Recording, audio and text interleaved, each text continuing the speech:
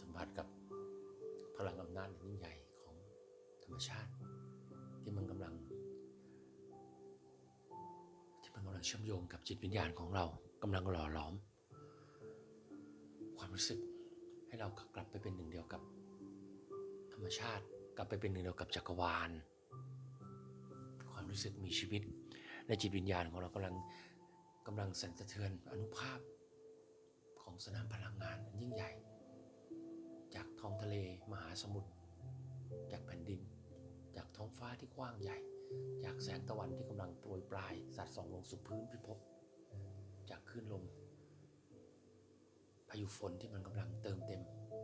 ความชุ่มชื้นให้กับมหาสมุทรให้กับผืนแผ่นดินให้กับสิ่งมีชีวิตทั้งมวลและเรากำลังรู้สึกกับชีวิตที่สงบสุขและอยู่เหนือการเวลาอยู่เหนือความคิดอยู่เหนือความดิ้นรน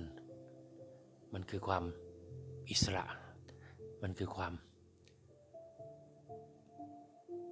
เรียบง่ายและไร้ซึ่ง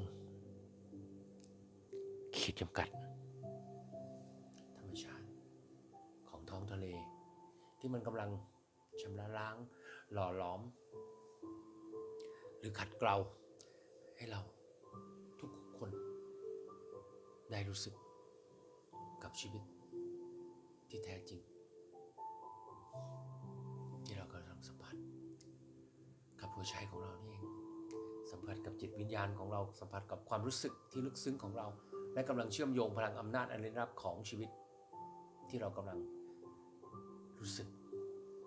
ได้ด้วยหัวใจของเรานั่นเอง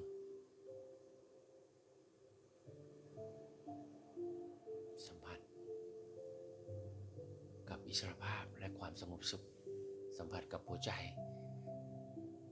และความรู้สึกที่แท้จริงของเราเราจะสัมผัสกับโลกและจักรวาลได้อย่างง่ายดายนี่คือการจูนจิตหรือการฝึกโปรแกรมจิตใต้สำนึกที่มหัศจรรย์ที่สุดที่เรากำลังต่อวงจรจิตใต้สำนึกของเรากับจักรวาลผ่านสมาธิผ่านความรู้สึกสงบสุขผ่านจิตวิญญาณที่ทรงพลังของเราไปทั่วทั้งจักรวาล